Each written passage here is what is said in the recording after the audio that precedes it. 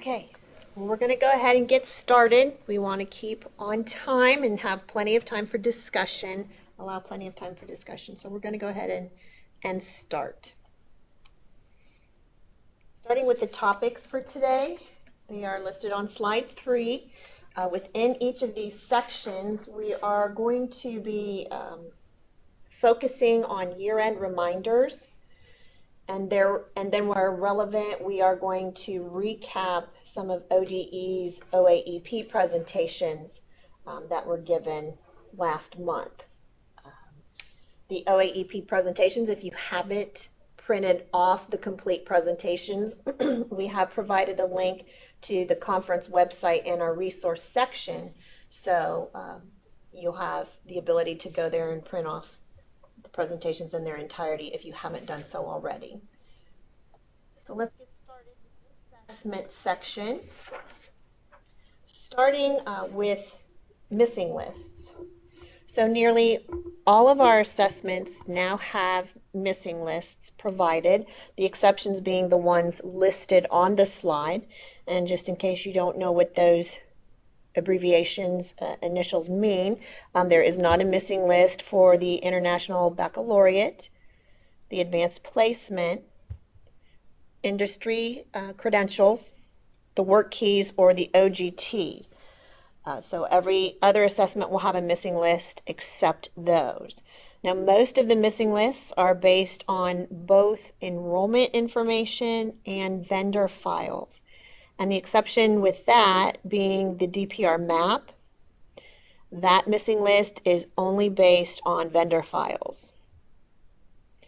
So right now, accelerated kiddos are not being handled correctly on the state grade 3 through 8 assessment and end of course lists.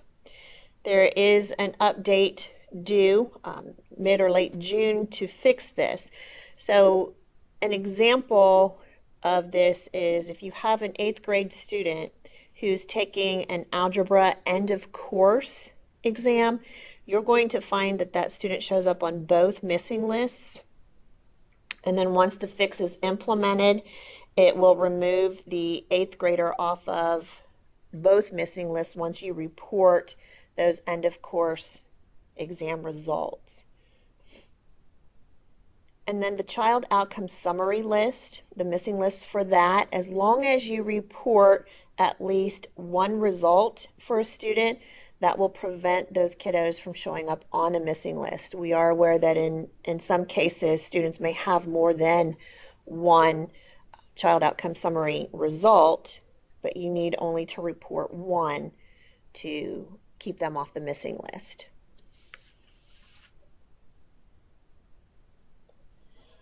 Joint vocational school districts are only required to report end of course results for those students that they have direct enrolled to them.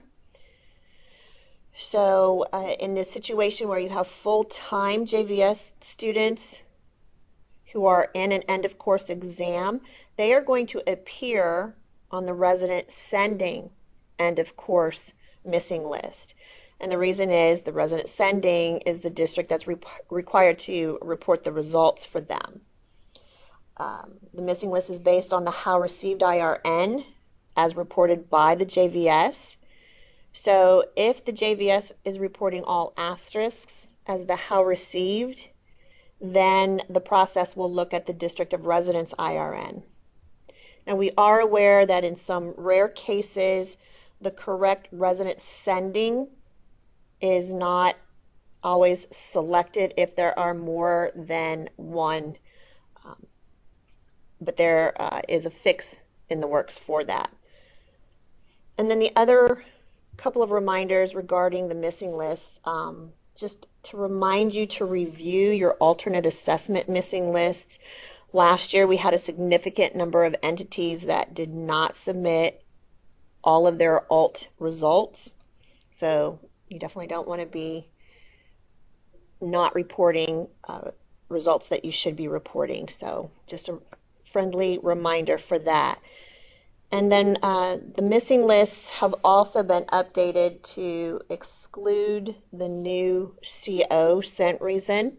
And if you remember our presentation from last month, that new reason, a new sent reason is for those students that are your residents that have been court placed out of state. So the missing lists have been updated to exclude those students.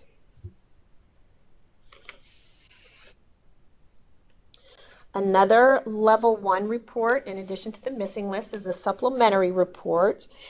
And this report is a list of students that ODE is not needing results from your district for. And the reasons being that either the student was not enrolled in your district during the test administration window, or that there is not a vendor file result associated with your district for that SSID.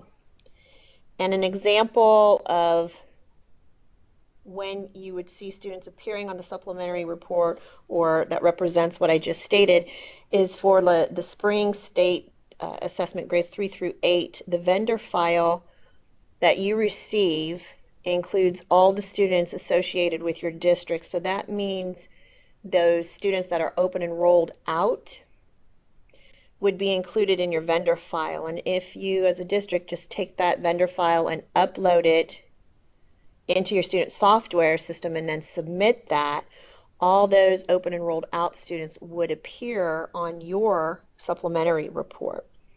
So you have a couple of options. You can go ahead and just submit as is. That's not going to hurt anything. Reporting those students that are being educated by the other entity, it's not going to help you or hurt you. Or you can go in and remove those students from your reporting. And then another example would be the JVS. As we stated, JVSs are only required to report end of course results for those students who are directly enrolled. But if a JVS reports all end of course results, even for those that are not direct enrolled students, all those extra students are going to show up in the JVS's supplementary report as well.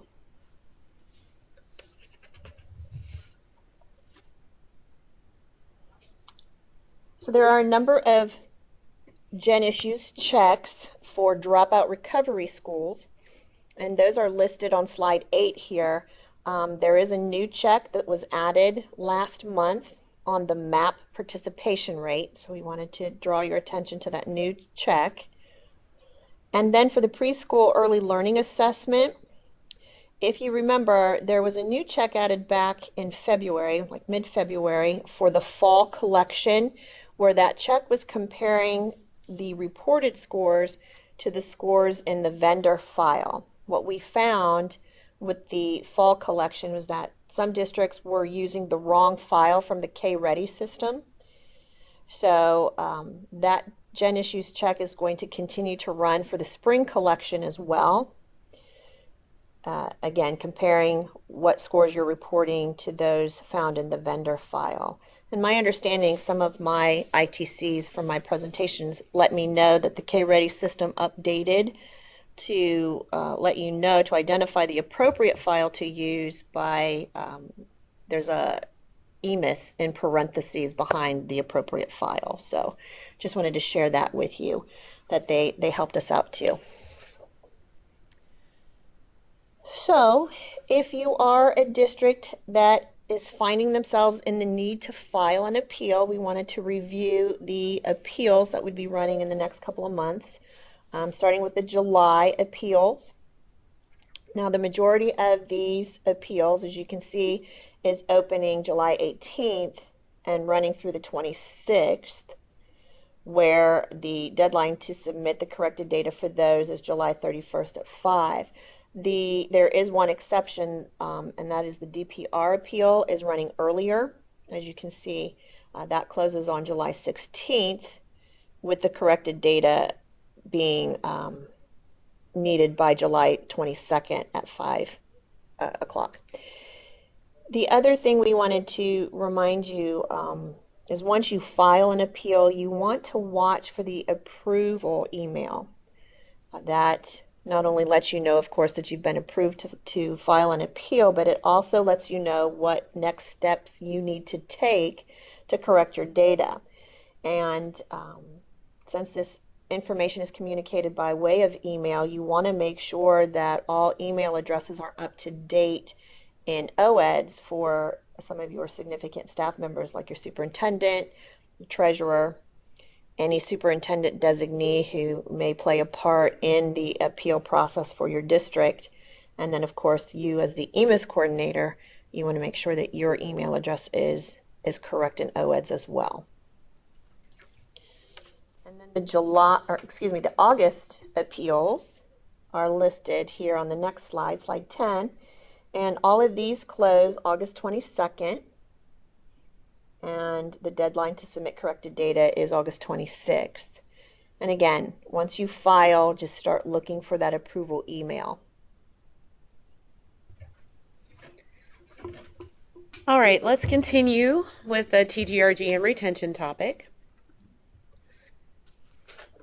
Beginning with a recap of the primary requirements for the third grade reading guarantee, which requires that a reading diagnostic be given to all students in grades kindergarten through 3 who have been enrolled 30 or more days at your district. It also requires that only the initial reading diagnostic result be included in your EMIS reporting for those students in grades K through 3. TGRG requirements also state that any student who receives a not on track result on the reading diagnostic be placed on a reading improvement and monitoring plan. So let's take a closer look at exemptions under the third grade reading guarantee, beginning with exemptions from retention. The retention exemptions related to TGRG are about English language learner students. It also covers students with an IEP that specifically exempts them from the consequences of not meeting the third grade reading guarantee. It also involves students who were previously retained in any grade, kindergarten through 3rd, who also received 2 years of intensive reading remediation. Or it could also apply to students who achieved a promotion score on one of the third grade reading guarantee alternative assessments. Now there is only one exemption from all of third grade reading guarantee, and that involves students who are significantly cognitively disabled and taking the alternate assessment. These students of course would need this exemption to be written into their IEPs as well, but it not only exempts this student from retention, this exemption involves all of the third grade reading guarantee requirements, and so this student would not be subject to being given a reading diagnostic and therefore also not subject to being placed on a RIMP in addition to the retention exemption.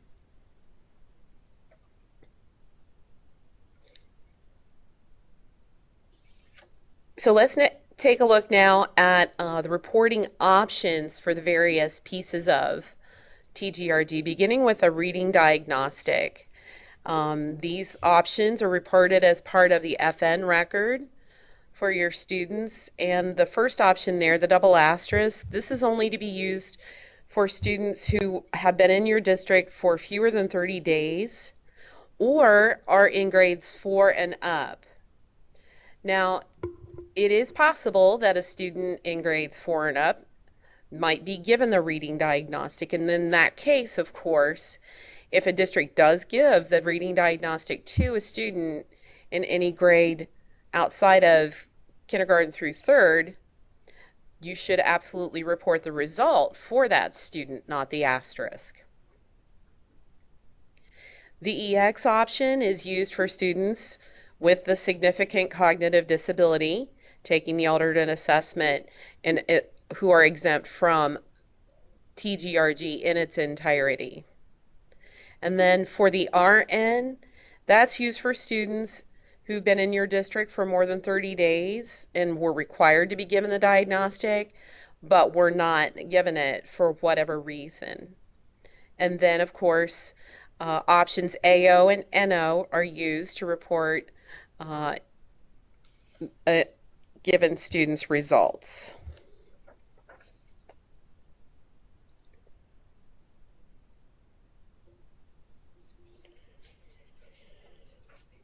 So for students who have been placed on a reading improvement and monitoring plan, the interventions that that student will receive based on that RIMP should be reported with RIMP-specific program codes.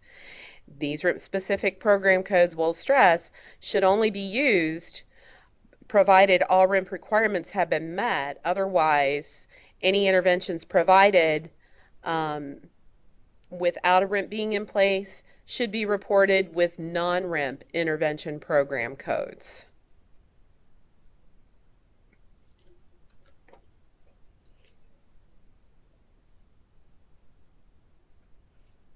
And so the final piece of reporting for third grade reading guarantee involves the retained status, and that is reported during the retention collection. Retained status is also a part of the FN record.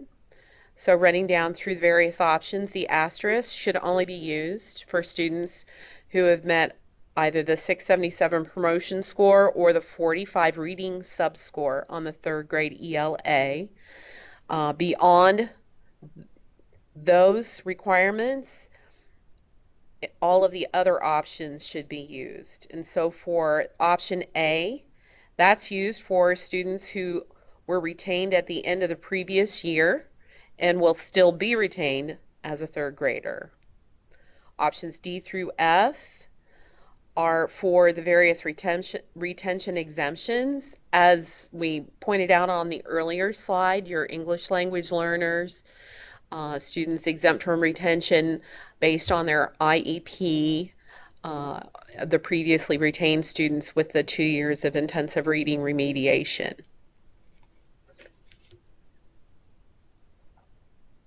Option G, this is reported for the students taking the alternate assessment who are significantly cognitively disabled and not subject to any part of TGRG, and would go along with the reading diagnostic option of EX. Students reported with option H would be the same as a student that if the student were going to be continuing with you next year, you would be reporting them with an A. However, this particular student, you know, will not be continuing with you next year, so likely a summer withdrawal, and so you'll instead report that student with an H. And then options J through N are for reporting students who are able to be promoted to the 4th grade for achieving a promotion score on one of the 5 alternative assessments. Of course, that includes the new iReady assessment with the new option of N. And then finally, option 5 is for students who are retained for any other reason not involving TGRG. For instance, if a student is not able to be promoted due to non-passage of a different subject, that's where option 5 should be reported.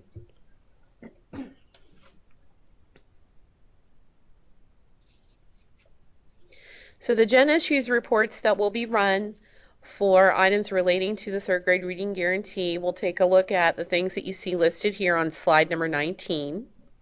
And these will run as part of your FY19 end of year student collection. We'll move on to the gifted section. This part of our presentation is based primarily on the presentation that Michelle Neubauer gave at OAEP.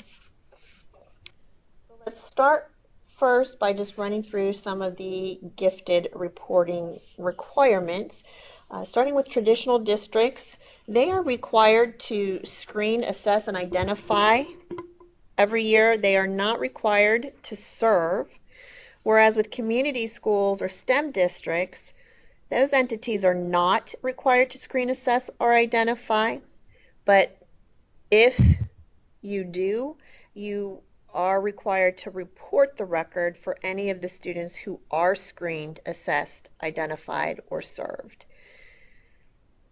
Now, with that being said, the gifted record is required to be reported for all students in grades kindergarten through 12 by traditional districts, community schools, and STEM districts. So even in the case where you're not screening or assessing, you would still report the gifted record, but with all the default values. And then joint vocational school districts are not required to report the gifted records at all. So where you have this situation where your resident students are receiving gifted education or services at another district, so again, the example for that being an open enrolled out student who's being educated by a different district, another district who is providing the education or services, the gifted data would be required to be reported by that educating district, not the district of residence or the sending district in that case. The resident district would not report that. And continuing on, once a student is identified in an area of giftedness, that student is always identified and would be reported every year in the gifted identification element. That student would also be reported with the identification date that reflects the date that the district received the test scores. So that means that that original date would be the date that gets reported year after year. And then if you are reporting a student as served, so if you're reporting the Y in the served element, you want to be sure to include supporting data. So you'll want to make sure that you are reporting any course or programs or services that are being given to that student if you are reporting them as being served. And speaking of programs, the program codes for gifted are listed on slide 23 here. The 205 codes, those are the ones that are provided by staff who are not gifted intervention specialists.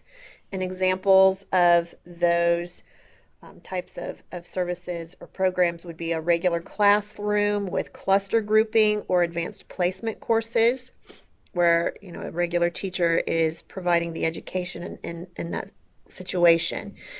The 206 program codes are the ones that are reported where the programs and services are being provided by a gifted intervention specialist. When you report the 206 program codes, you also need to report the employee ID of that gifted intervention specialist. And an example of that would be a resource pullout room for gifted students only, where that is led by your gifted intervention specialist.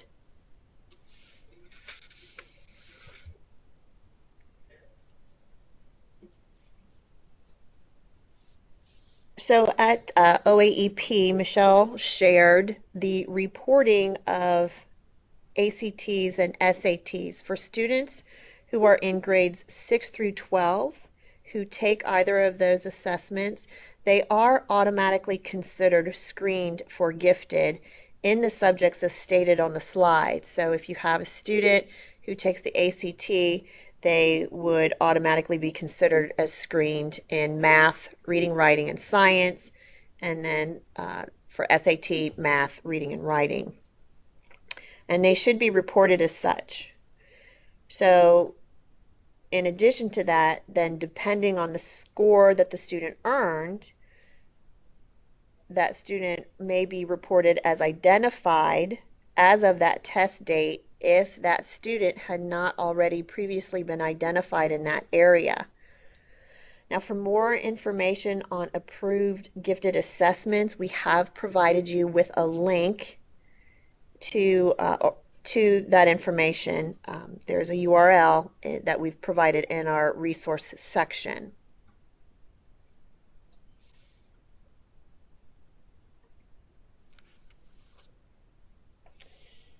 And then gifted gen issues reports started to run mid-May. And there is a new check this year. If you are reporting a gifted student as served, this new check is looking for the additional data to support this. So like I said in the previous slide, you would want to report a program code or a gifted course if you are reporting a kiddo as served. So this Gen Issues check, this new check, is looking for that data. So for the special education topic, we're going to recap some information that was shared at the OAEP conference by our coworker Kaylin Kraft. And Kaylin talked a good bit about how to handle transfer students transferring into your district with an IEP and or ETR, and the different questions there to adopt or not to adopt, etc. So first and foremost, just to be sure everyone is clear, it is possible to adopt a previous district's ETR and not adopt the previous IEP. The reverse is also true, meaning that the ETR and the IEP are independent of each other. And so now let's get into different scenarios regarding transfer students. So if you have a student who transfers to your district from out of state and your district chooses to not adopt that student's out of state ETR, the next event that your district will need to report will be an initial ETR. But if you have a student transferring to you from within the state and it's an in-state ETR and your district again chooses not to adopt it, the next event in that case for your district to report will be a review ETR.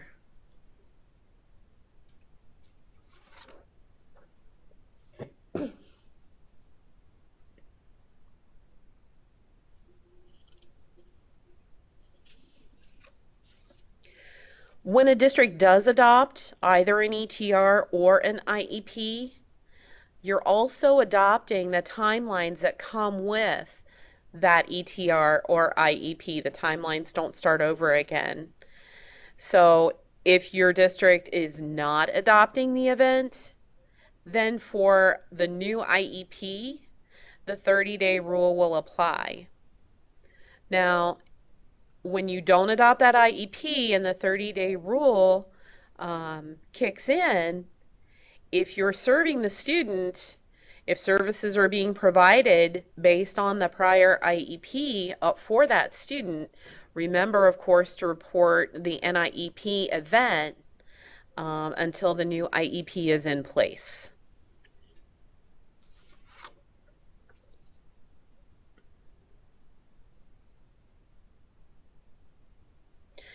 Special ed related Gen Issues checks, of course, will run as part of your end of year student collections throughout the remainder of the fiscal year reporting, and will include a new one for the alternate assessment. So this new alternate assessment Gen Issues check will be looking at the requested test type changes on your GE records. So if you have not requested, required test type on your special ed event records. In any case of the required test type being changed from standard to alternate, this alternate assessment new Gen Issues check will be identifying those. Stacy, we do have a question that Linda posted in Skype, and that is she's asking if it is necessary to report a referral and a consent event in the case of not adopting a previous out-of-state ETR.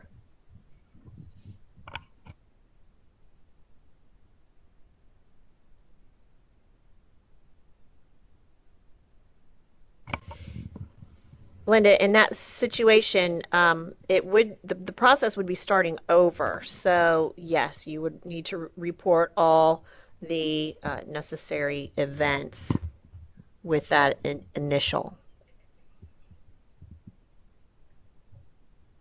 Okay. Any other questions before we move on?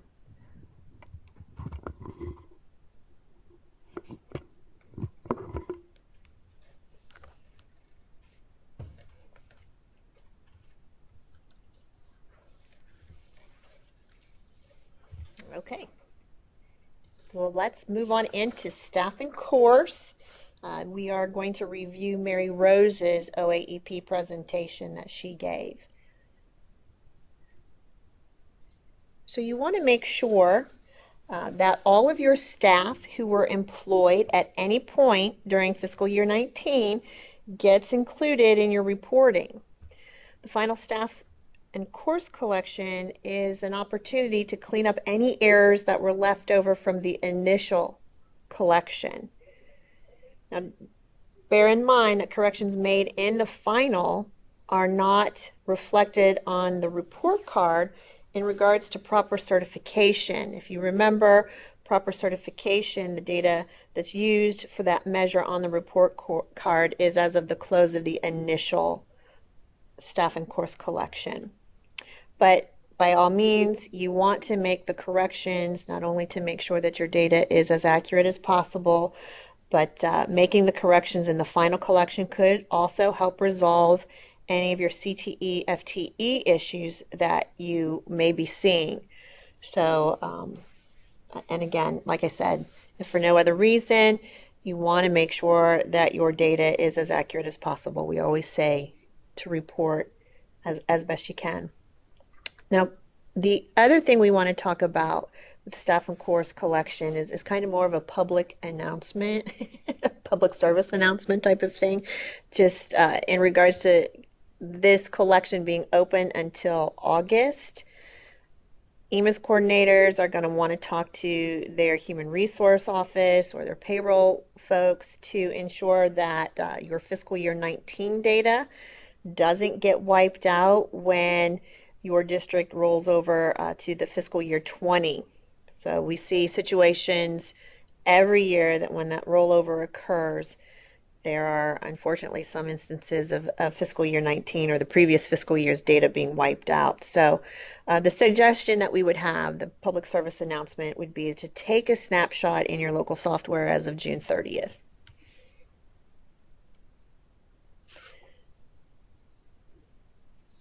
So talking about staff attendance, when you're verifying your staff attendance reporting before the close, you want to make sure that all of your approved professional development days and your parent-teacher conference days get included in that attendance. And then Mary also talked about the long-term illness days and how that should be appropriately reported. Long-term illness is defined as 15 days or more of consecutive absences would be considered a long-term illness, and that gets reported in both elements, the absence days, long-term illness element, as well as absence days. Those long-term illness days should be added to the absence days. So we've provided the formula on the screen here, slide 32, that shows you how the attendance rate calculation is configured. And we are also plugging in or offering you some numbers here to kind of talk you through an example here. So this particular staff member has a total attendance days of 125 days. And then this teacher had long-term illness days of 20. And then additional non-long-term illness days of 18. So, of course, you're going to report the 20 in the absence days long-term illness element, and then the absence days should be a total of the 18 and the 20 for the long-term illness. So this teacher would have a total or absence days equaling a total of 38. So if you run the calculation on that, the teacher's attendance rate is 87%. Now, if you don't add in the LTI, the long-term illness, into the absence days, then the attendance rate is way too high. And if you report the long-term illness days as 0 instead of the 20, then your attendance rate would be way too low. So again, just kind of looking for those anomalies, extremely high attendance rates or extremely low. Those could be a result of not including the long-term illness days where it should be. Staff separation. We wanted to review how to report that accordingly. We see some anomalies in districts reporting with that as well. And to help kind of solidify how to report, we've provided you some examples to talk through. So if you have a staff member who works this year, who's going to be leaving at the end of the year, the separation should be reported in the final staff and course collection. You'll be wanting to report the separation date and the appropriate separation reason. In this example, you would not change the position status. You would want to leave that alone and leave it as reporting whatever the current position status is. Now, if you had a staff member who didn't work any days this year, who left before the end of last school year, but for whatever reason, no separation data had been reported for that staff member, you're going to want to report the separation date and reason in the staff demographic and staff employment records, but you would, in this situation, you would change the position status to that of a U. Because they haven't worked any days this year, you would report a position status of U. Then in a situation where you have a staff member who worked, let's say, all of last year, who left over the summer, but again, no separation data had been reported for that individual, you could, again, report the staff demographic, staff employment records, as we stated in the previous example, where you would report the separation information as well as the position status of U, or you could report the summer employment separation, the CL record, where the position status is not included in that record. So you could do a summer separation in either way. Now, the separation date that you use should always reflect the last day that staff member worked. That may be different from their last contract day.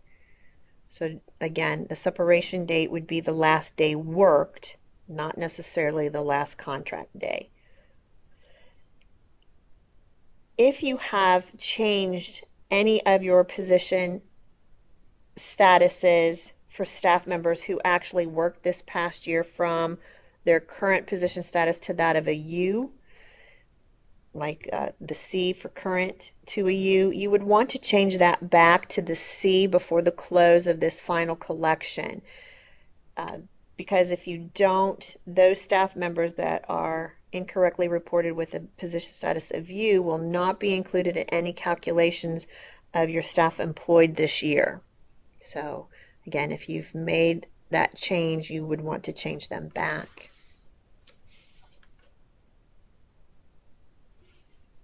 Position FTE, you want to make sure that that is being reported accurately for all your current staff. We see cases every year where FTE is incorrectly reported as 0. Now, with that being said, there are situations where it would be acceptable to report 0 for a position FTE. For example, in the case of supplemental positions, it may very well be the case that you are reporting 0 FTE for that supplemental position. Now, positions should be reported at 1 FTE if an educator is actually working whatever is considered full-time for their position. For example, you may have a cook who's considered full-time at 5 hours, whereas a teacher would be considered full-time at 8 hours. So whatever is the case for that particular position, if they are working full-time, you would report that individual with 1 FTE. Now, if you have a staff member who has more than one job, you want to report FTE for each of those positions. So, for example, you have a teacher who works as an educator half their day, so you're reporting them with a position code of 230, and the other half of their day they are working as a pull-out instructor, so you're reporting a position code of 208. The appropriate reporting for that individual in this example would be you would report the 0.5 position FTE for each position code.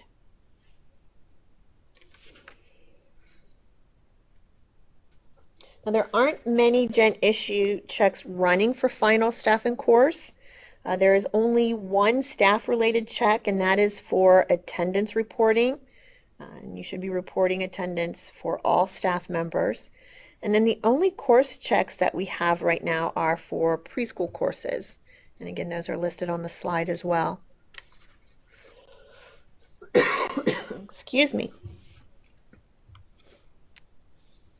And then again, if you find yourself in the need to file an appeal regarding your staff and course data, this is your only opportunity to appeal that data that impacts your report card and funding.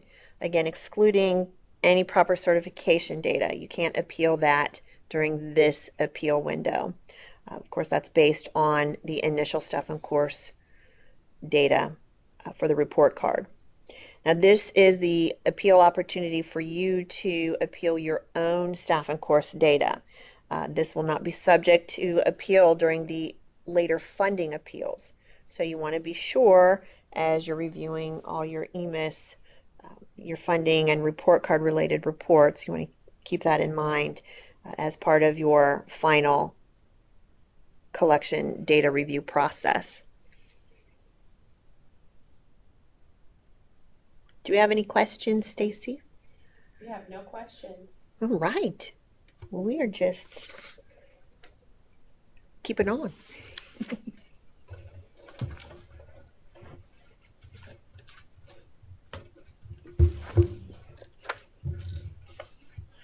We'll just continue on to the graduation topic.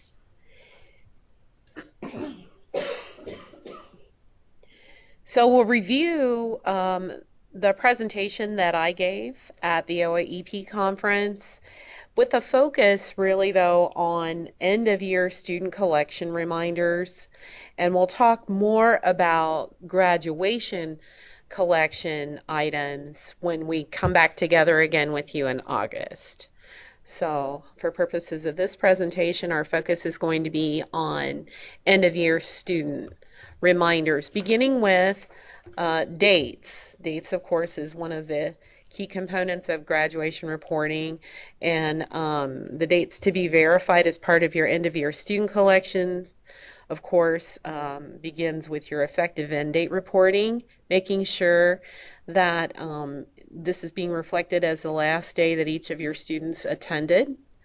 In addition to kids with IEPs under special ed exemptions, making sure that a current fiscal year IEP date is being reported as part of your special education grad requirement records, your FE records.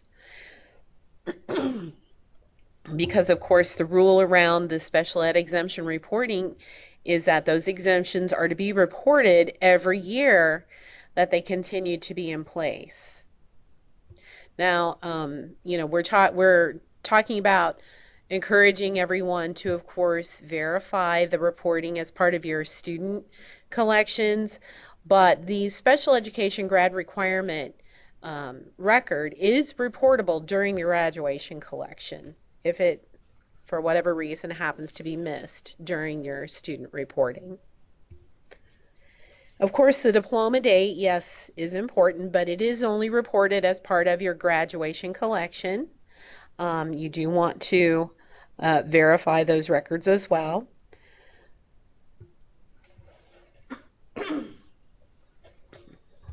So in addition to the effective end date, as part of withdrawals being another very important piece, of reporting graduates is the reason. And so for your graduating seniors, what withdrawal reason that you'll report for your graduating seniors will depend on your district's relationship to that student. So if you're the educating district issuing the diploma, of course, you'll report the reason of 99. If you have a shared student where you're the resident or sending district and that student is receiving the diploma from their educating district, you as the resident sending district will report the reason of 41. And for a JVS student where that student will be receiving their diploma from their resident sending district, in that case, the resident sending district reports reason 99. And for the JVS, they have the option of reporting either 99 or 41. It's entirely up to the JVS as to which reason to report in those cases. If you have any students who will not be graduating, who you also know will not be returning to your district next year, you should withdraw those students using the appropriate dropout reason. For instance, if we're talking about a non-graduate due to having not passed all of the needed tests, reason 75 would be appropriate. And then in terms of summer grads, the question regarding withdrawal is when to report the withdrawal. And that depends on when that summer grad met their graduation requirements. If those requirements were met after the last day of school but before July 1st, that withdrawal needs to be reported as part of your FY19 end-of-year student collection. If that summer grad met those requirements after July 1 but before the first day of the new school year, that withdrawal would be reported as part of your FY20 student collections, all of them in fact. And then in terms of the withdrawal override, the override record, the FC record, should only be used under specific circumstances, and those circumstances are spelled out in section 2.17 of the EMIS manual. And it's primarily used to update withdrawal data that was reported in any prior year that will impact your graduation rate. But again, I stress, it's only to be used under specific circumstances, so refer to section 2.17 as you're reviewing to see if you have any students who need to be reported with that record.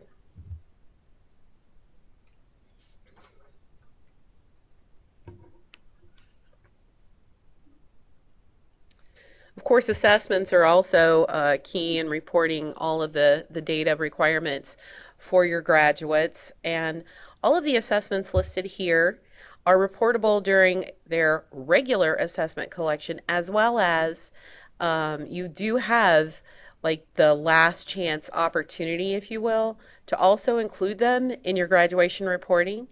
But for purposes of year-end reminders, we do encourage you to review assessment reporting as part of the regular assessment collections. And of course, the significance regarding all of the assessments that you see listed here, except of course the alternate assessment, is that they are part of the Prep for Success measure calculations for your report card.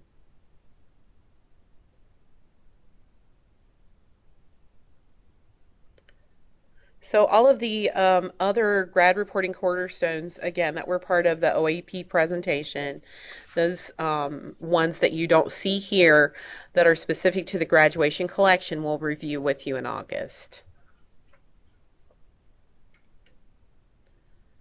So some additional grad-related elements are what we are showing here in the extras slide, beginning with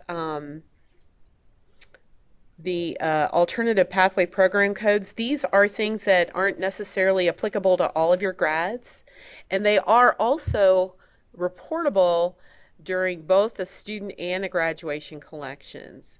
And so as you're reviewing all of your reporting for your graduates, you are going to want to make sure that any students who met a grad requirement through an alternative pathway, whether that be the CTE or non-CTE alternative pathway, that you're reporting the appropriate program code as part of your student collection.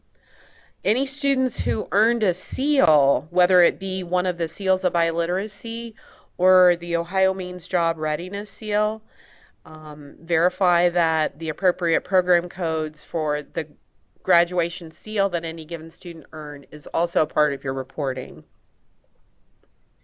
If you have any students who are exempt from having to pass any tests under the military compact, please make sure that that element is being reported with the appropriate option as part of your FN record reporting.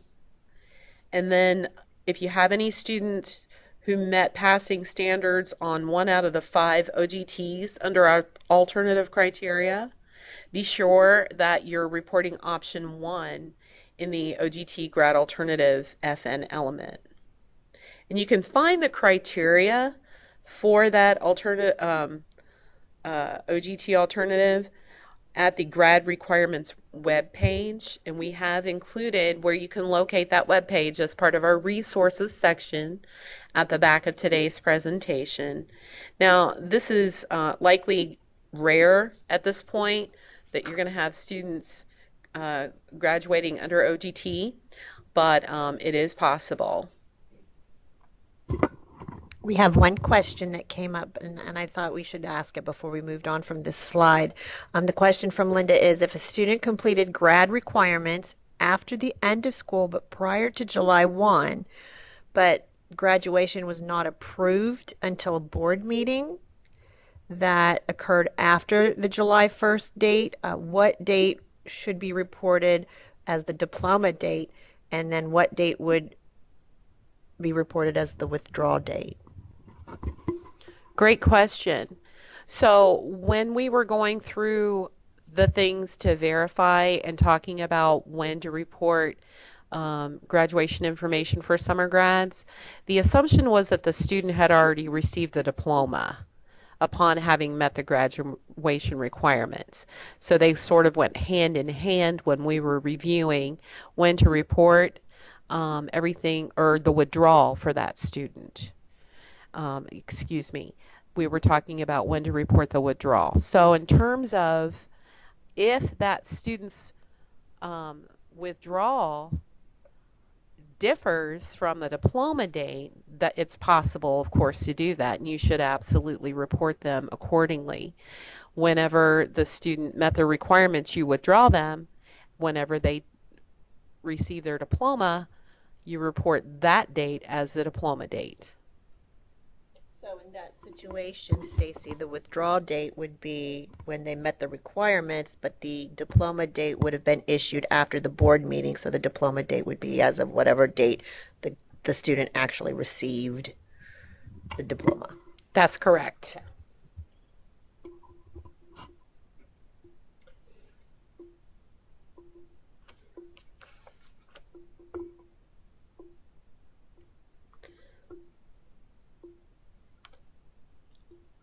So this topic is primarily focused on graduates, but we do want to take a moment and cover students who are being assigned to cohorts for the first time.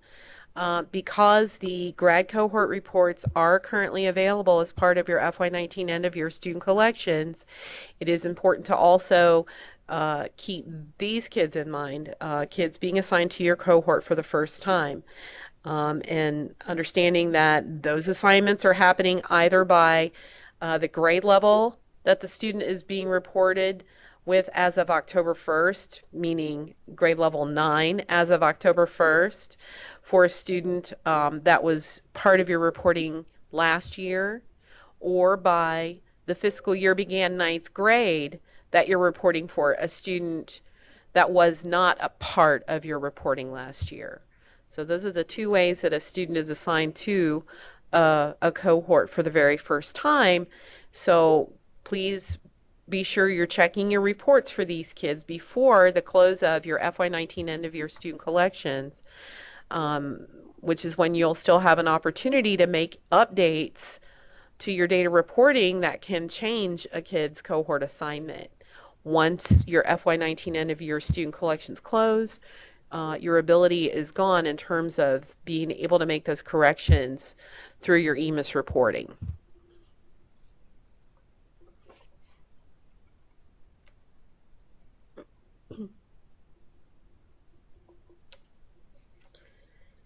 The grad issues report, this was new in fiscal year 2018.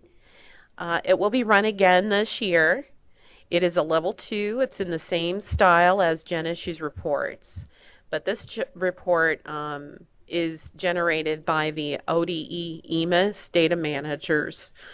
And there will be one check that will be generated as part of the student collections, and that is the student does not meet any pathway check as part of the grad issues report for the student collections, and then as part of the graduation collection, all the other checks will run in the grad issues report, including the student does not meet any pathway.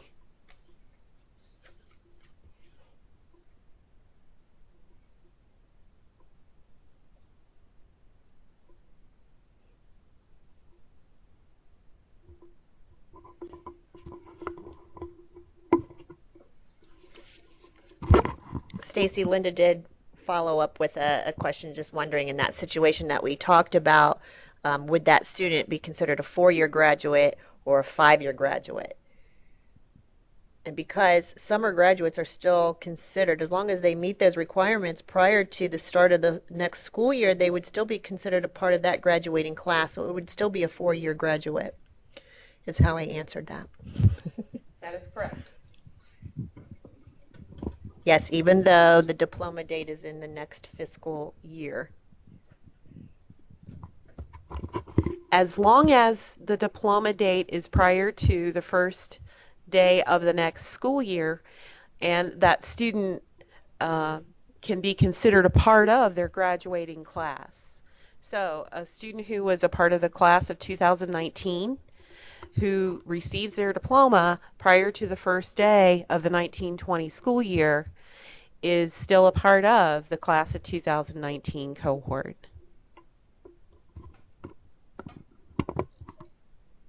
All right. Great questions. Thank you all so much. Let's continue on. We'll move on into the data collector. So there's a couple of new reports that are available for you. One of the new level 1 reports is this DN Records Excluded report. This report provides a count of the excluded DN records by attribute group, as well as including a description of the issue that may be causing the exclusion. So the issues are listed on the slide.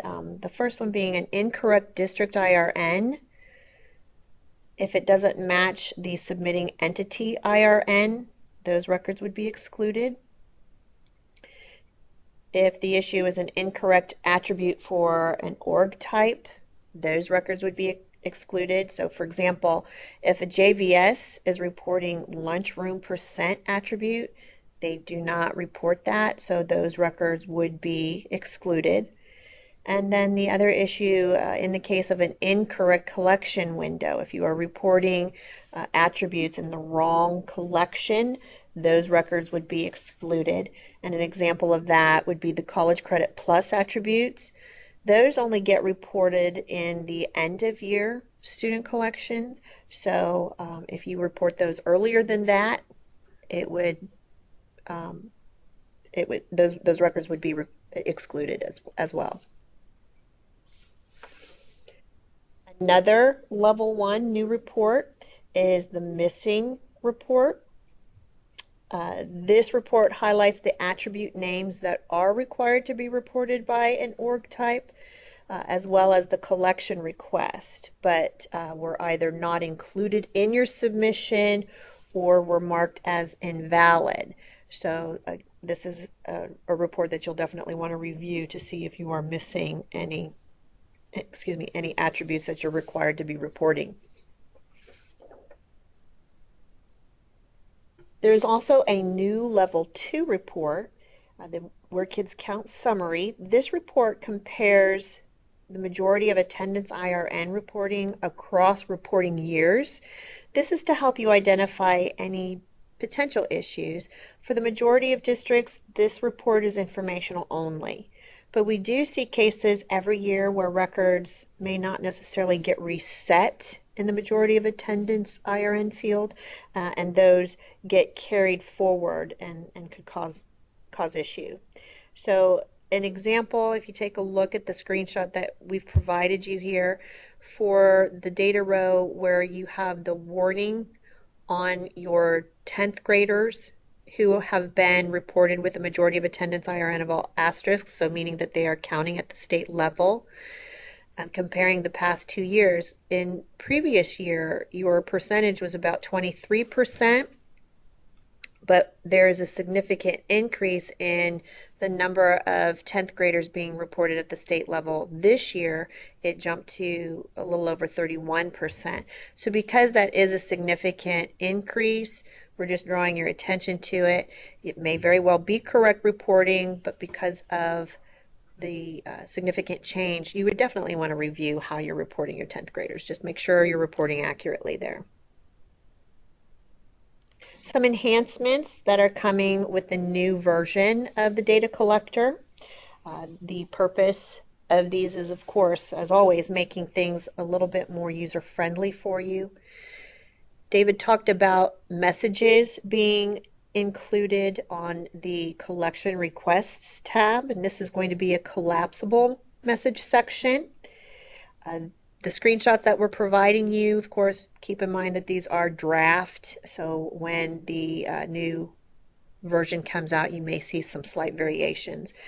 But the messages that are to be included will be messages that are specific to your district, or they may be messages that are directed to a certain group, like an org type, an organization type, so maybe there's a message for all community schools.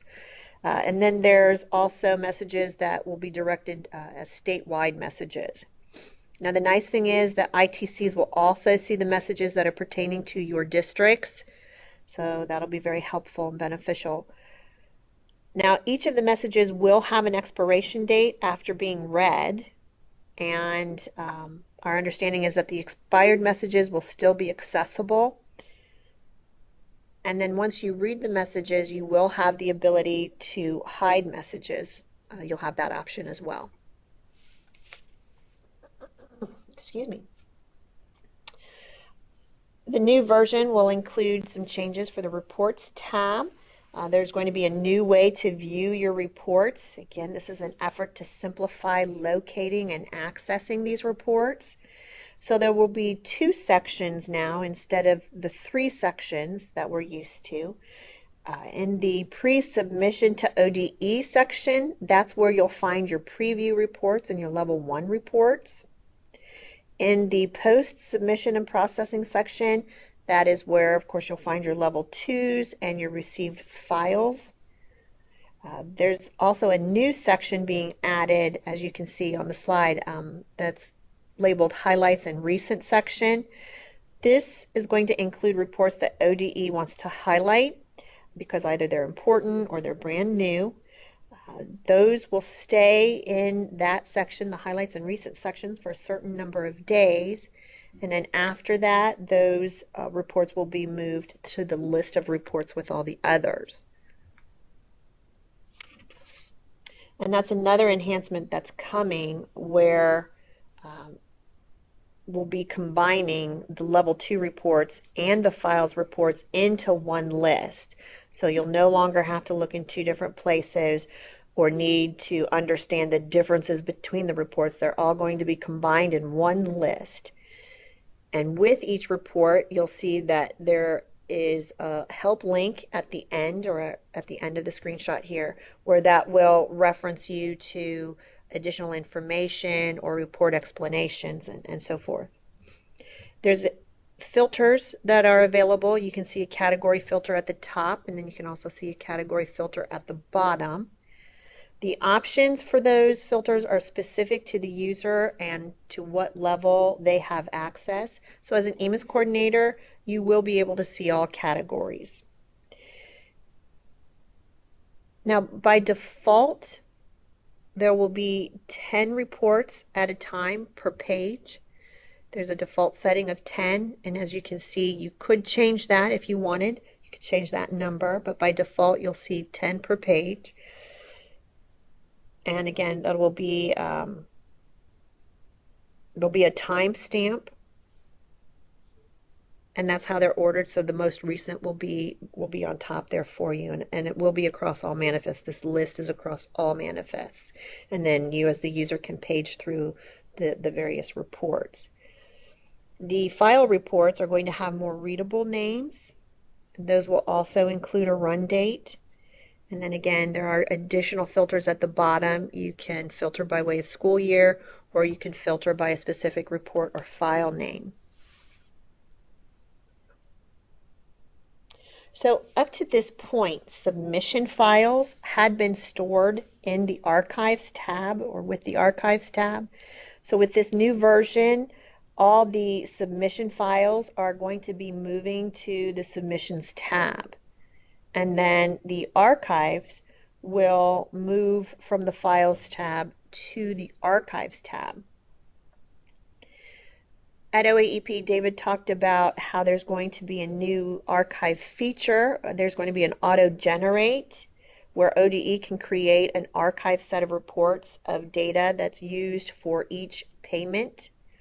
So this was a request that came from 3 of the 4 EMIS Advisory Council work groups. So I think you'll find this very beneficial. You'll be able to use these archived reports to help reconcile with your SFPRs more easily.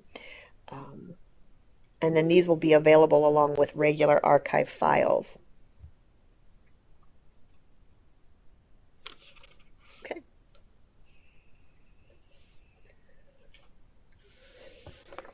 So I'm going to turn the mic over to Stacy one last time here.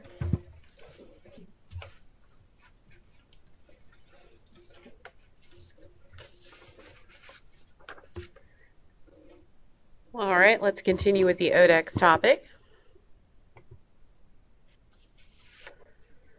At the OAEP conference, David talked about data reviews occurring in the College Credit Plus module in ODEX for fiscal years 2016 through 2018.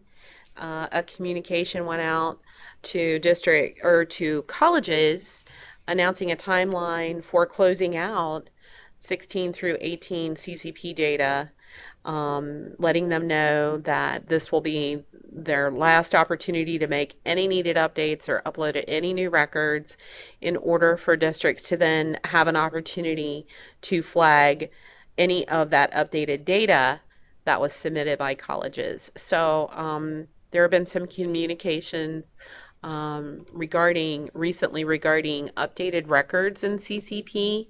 Those were for fiscal year 2019, and so there will be another communication that will go out regarding this closing out of those specific years, so be on the lookout for that. In addition to the closing out of those previous years in CCP, there are some new reports that will be added to the CCP module. There will be a report letting you know that you're responsible for paying for a student that you're not including in your reporting. You'll also receive a report listing records that you have flagged or escalated, along with a third report that will show you the payment amount by SSID for the students you're responsible for, that you are including.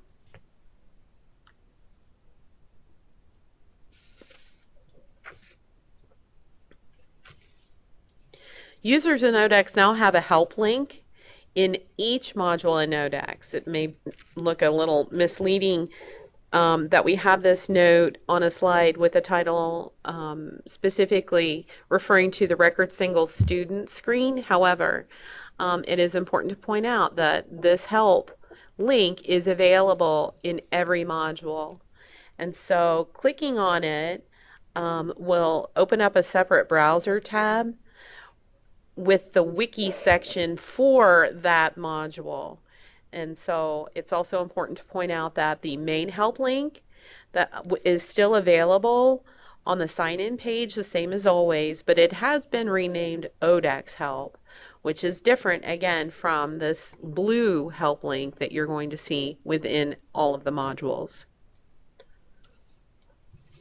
So you're also now able to see additional EMIS elements in the history area in ODEX, and those additional elements are part of this additional data table just below the student's regular history table.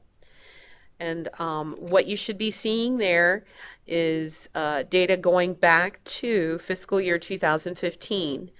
That data load was completed earlier this month. So all data from current year clear back to FY15 for any given student should be appearing here. So just a few things to point out. You can see that these elements are from records separate from what's a part of your student cross-reference collections. So it's important to point out that these records come from what you've submitted in your regular student collections, not your student cross-reference collections. And the reference date, the one that's circled in red over to the right here, what you'll see here will depend upon the student's status at the district as referenced here in the name of the table. So if that student is still enrolled at this district, you'll see the word current under reference date. Once that student has been withdrawn from this district, the reference date will reflect the latest end date on the latest FS record as reported by that district. Some other things to point out that you can see are going to be part of this table: grade level, disadvantagement, LEP, gifted ID. It's circled in red because we want to point out that when you hover over gifted ID, you're going to receive a pop-up that will list all of the gifted areas with a yes or no next to it based on that district's reporting of whether or not that student is identified as gifted in each of the areas. And this will be an opportunity for you to see whether or not that student has been previously reported as identified and gifted, because as the rule goes, once identified, always identified. And so each subsequent district would also need to include that gifted ID reporting for that student. Now, it is important to mention that SSID mismatches might cause information to not be available. There is a solution in the works for next year regarding SSID mismatches in terms of this additional data.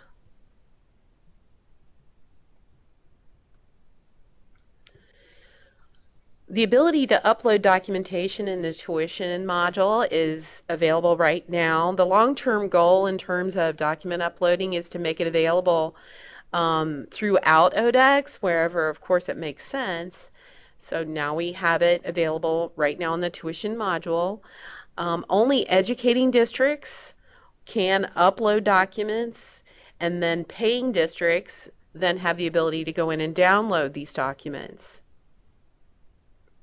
There is a filter that will be added to be able to query records with just uploaded documents, and so look for that in a future enhancement.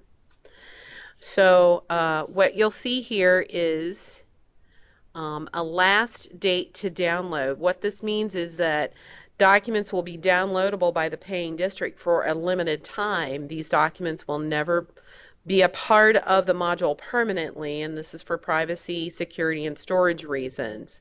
And so this last date to download will let a district know this is the last date by which they will be able to download a document that's been placed here. And so if that time expires, the paying district might go back to the educating district to request that it be reloaded. and educating districts will be able to upload those through their cutoff date as stated in the tuition manual. Now, it's also important for us to mention that we at ODE will be able to see that a document has been uploaded here. We won't have access to open or download it, but we will be able to see the file name, any name that you've indicated for this file name here in this area, as well as any notes you may place in the description box.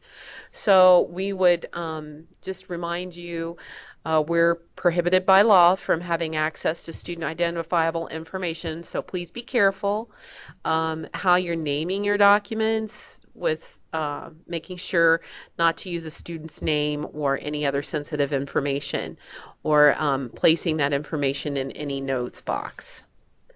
Thank you in advance for that.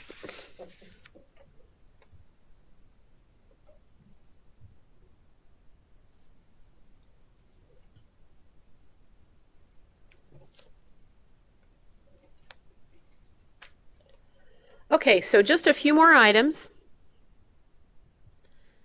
Things that didn't fit in under the other topics.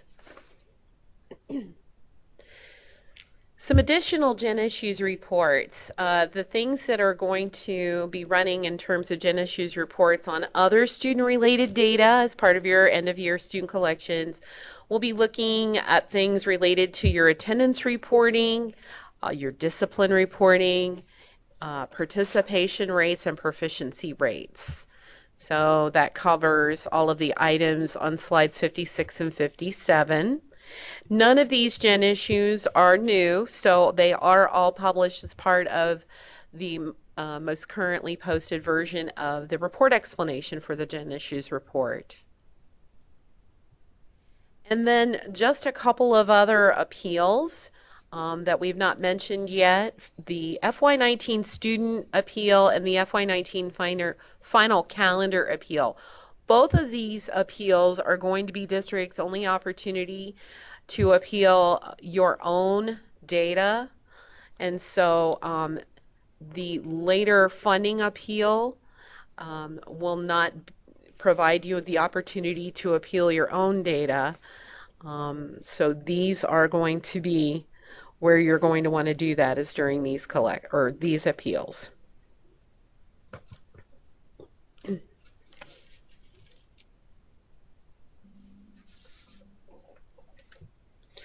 So the conversion from SAFE to the Ohio ID portal, for the most part, I believe, has been completed.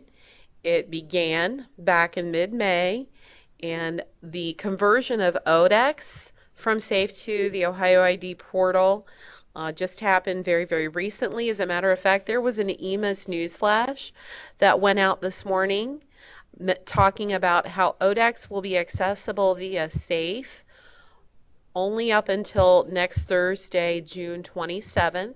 So if you've not taken a look at that news flash, just be aware that it did get sent out this morning, and so everyone should now have access to ODEX as a tile within their Ohio ID portal sign-in.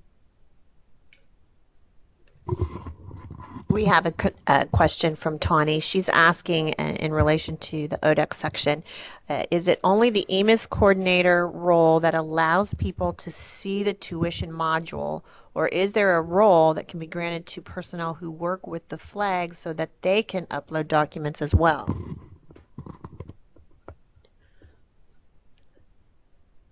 There are additional roles for working with the tuition module.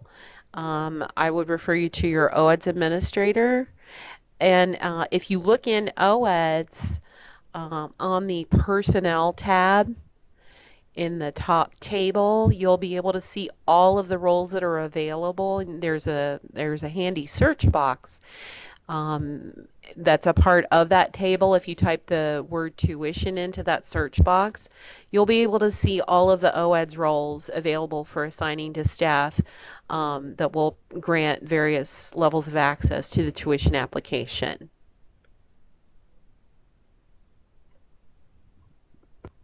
She said thank you.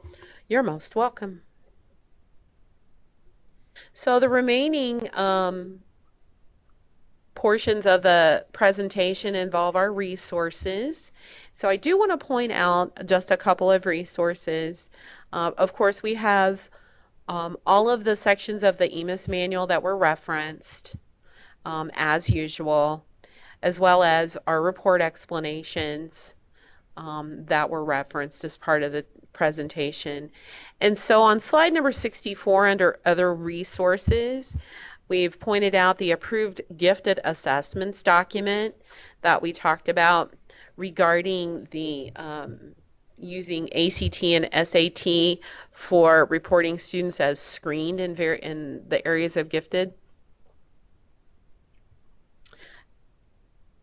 as well as URLs to both the Monday and Tuesday handouts of the OAEP presentations. As we said earlier, we did recaps of all of those presentations. If you want to see the full versions, that's where you can locate those. And we've also included where you can locate both the TGRG guidance manual as well as the tuition manual. And those are both things that we talked about today. Then, of course, questions regarding data appeals should be directed to the Office of Data Quality, and we've included their contact information.